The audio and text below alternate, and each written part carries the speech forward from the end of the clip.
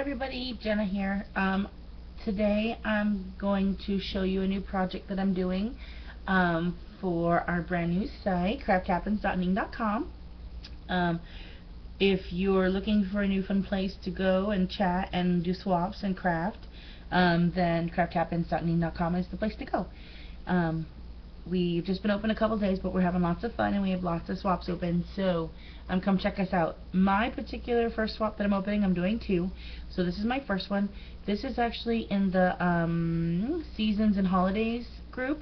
This is a summertime fan. It's a Shabby Chic Decorative Fan, and this is the first one I did, and this is just made out of chipboard and paper, and I'm going to kind of do a very small tutorial right now to kind of show you how I did it. I'll give you a close-up of the new camera angles. So just some fun lace, some bling, some flowers, and I've embossed the handle with gold embossing powder. So I guess let's get started. Okay, first of all, these are kind of the pieces for what I'm going to do. I have an SVG file for those of you who use Make the Cut, and there is also a printable file available. So if you want to, use the template, hand cut, that's fine. I kind of did a combination of the two. I hand cut. I used my Cricut and cut out the template of the pieces here. And then I actually used my my scissors, because I traced my template onto chipboard, and then I cut it out because I don't have a deep cutting blade on my Cricut. So that's what I did, and what I've done is to kind of make this all easier for everybody. I've distressed my edges. I've like here, I've already embossed my handles, so hopefully that'll speed up time, and so I can show you how to construct this. For those of you who do use Make the Cut size, the template size is 4.87, and I just copied it from the SVG file, put it on my mat, and then adjusted it to the 4.87 size using the scroll and the arrows and whatnot. This is roughly 5 by 5. So the template that you print out and you actually cut out by hand, and then you make that's your template, that's roughly 6 by 6, but in MTC you can make the cuts, you can actually play around with size. So according to the swap guidelines, the actual fan blade needs to be smaller than 6 by 6, because these aren't supposed to be ginormous. You're going to get 3 of them. It's a make 3 get 3. So you don't want 3 ginormous fans. And mind you, this is just the example. This is what the template's going to be, this shape. But you could do any shape you want. I bet you a Baroque shape would look absolutely stunning. What I've done is, this is the outside template, the white, and then this I've kind of did a layer on the inside, and that MTC size for the inside, if you'll notice, is actually 4.62, and it gives you about double this width here. So if you have any questions regarding MTC or Make the Cuts, let me know. I bet you Sure Cuts a Lot, or whatever the SVG is, there's Sure Cuts a Lot, I guess, a couple different cutting programs you can use with like Silhouette and Cricut and whatnot. So if you have any questions, just let me know. We can get answers for you. So those are the measurements. I'm going to put that aside. So like I said, start out with your template, then you put it onto your chipboard, and here's your chipboard. Yay! I've done both sides, distressed both sides, and so that way all you pretty much have to do is just place your paper, and see this is actually pretty close. In fact, I might have to scissors. Hello. This is embarrassing. Where's my scissors? Okay, fine. We'll use these ones. Because I've adjusted this one slightly, because I miscut it very slightly, I had to just adjust it. And my distress inks that I'm using today are actually the Vintage Photo and Antique Linen. So those are the two that I did. I used the Vintage Photo on the outside of this to kind of give it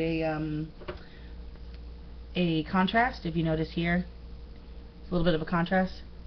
And then I used antique linen on the rest of my paper, just around the edges. It gives it a nice light little thing. So I'm going to take my glue glider, and since these are already cut, construction is super simple. Oops. Just kind of place your glue. I'm sorry, I'm going to try to keep doing this on camera. And you can hit your edges with glossy accents if you'd like.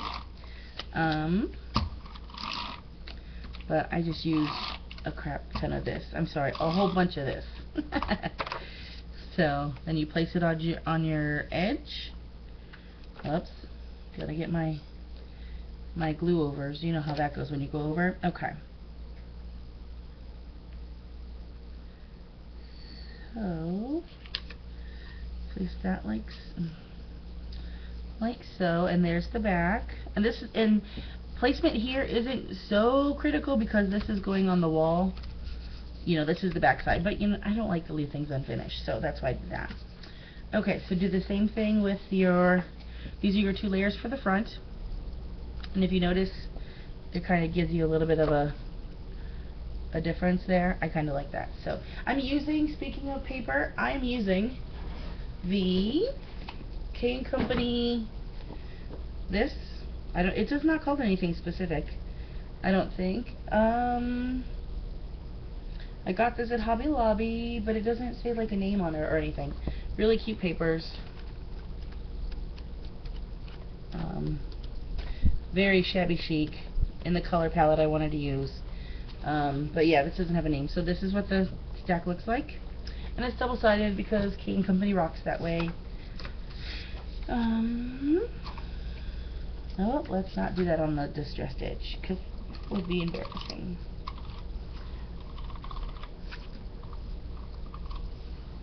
I'm just trying to do this quickly with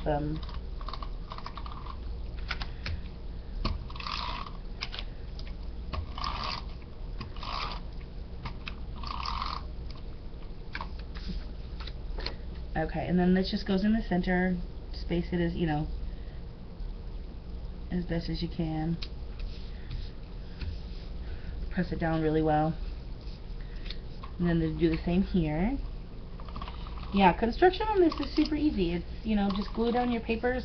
You know, the hard part is going to be cutting out your template in chipboard. Now, like I said, if you have a deep cut blade, then hey, easy peasy. I think from the beginning to end, doing everything, cutting everything, making all my pieces, it probably took about 2 hours for me to do one, and that was including decorating and everything. So, I mean, this is not a hard project. It's not a long project. That's not true. It could be a long project depending on how detailed you want it to go. So I guess it really just depends on you. But for me, it only took about 2 hours. I sat with a friend on Skype and did this, and it was, you know, pretty easy. Okay. I'm gonna hit this edge with my little distress because did I forget to take off the extra? I sure did. But that's okay. So this is your fan blade. Really simple. And then all I do is I just take my 2 fan handles, and these are a little bit difficult to cut out with scissors, so I just use my X-Acto knife, but ultimately that's completely up to you. Let me take this sticker off the back because I use chipboard off of the back of a paper pack, not a paper pack, but like, you know, when you get like 30 sheets of the same paper, that's what I did. Okay, and then I just, to make this a little easier, I hot glued the handle. Stay away from this part first. Oh, let's go here. Stay away from the square part first. What I would recommend doing is actually avoiding this whole section until you get on the fan. So what I do is I glue from here down with my hot glue, and then I sandwich the 2 together. So let me do that real fast.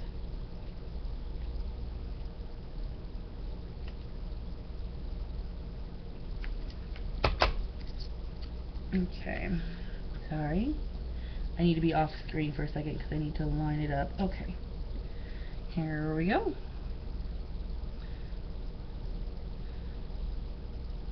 We got the handle all in one piece. Now I gotta get all the extra glue off because It's hot. It's very hot. Be careful when working with hot glue, ladies and gentlemen, because it's still hot. Okay, so then we're ready to attach it to the fan. And so this is why I tell you to leave the squares unglued, because this is kind of where you sandwich it in. Hello, get on there. Okay. Ta-da! See? Well, I usually try and do it in the middle, center it up a bit. But if you look, you have a little bit of a the gap on both sides. There we go. You can see the gap. That'll actually get fixed once you put the glue on. So center it up. Ugh, that's not center at all. So center it where you want it. Make sure the little handle is straight down, because you don't want a crooked handle.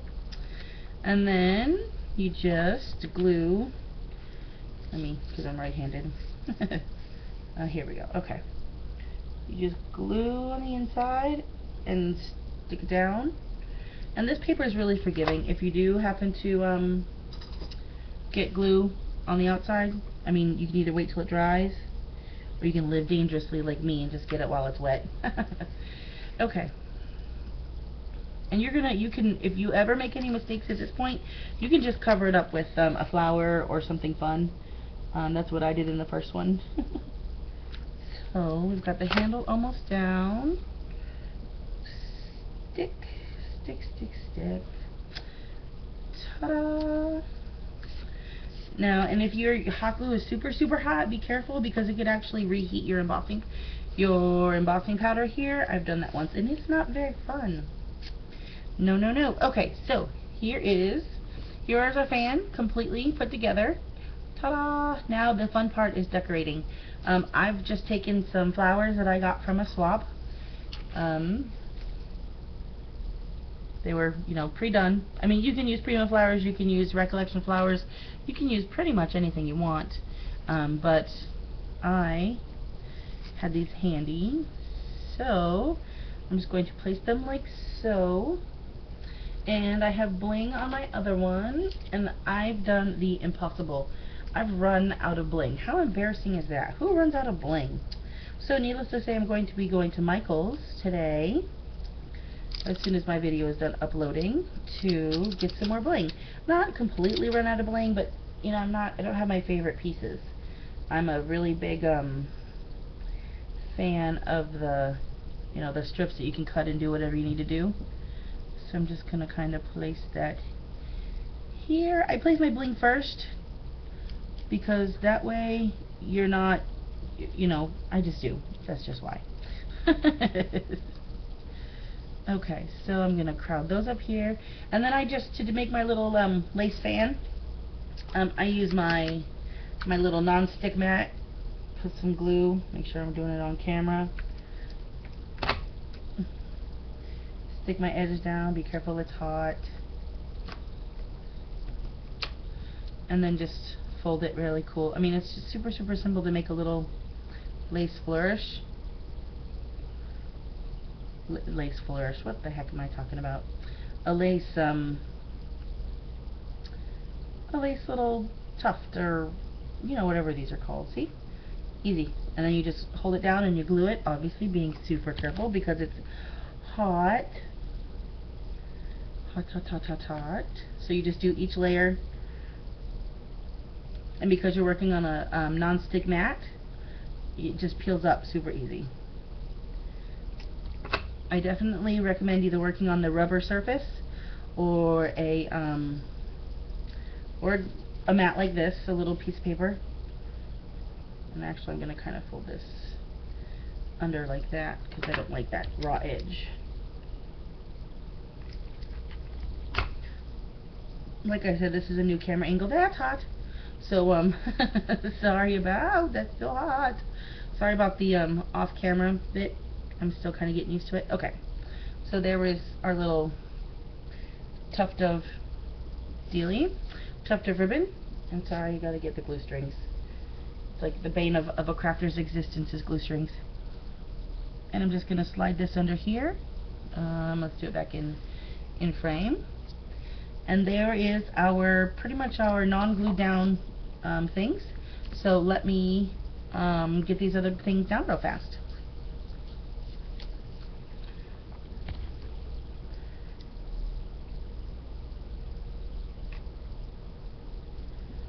I like working with hot glue because it's really fast.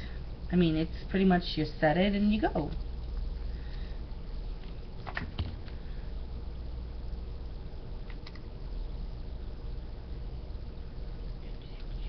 And if you'll notice, usually when I make a video, my cats decide to make an appearance vocally, but they're both sleeping.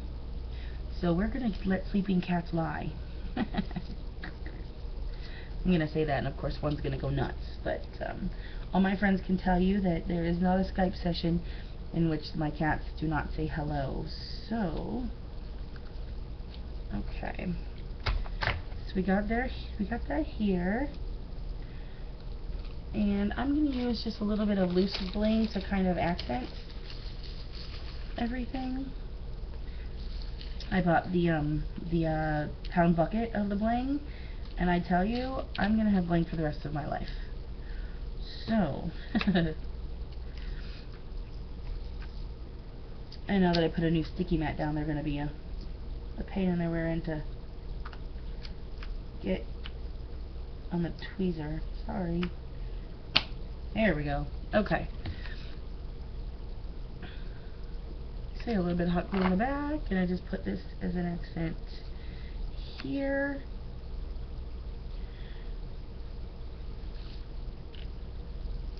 Let's see, looking at the time. Let's speed this up a little bit.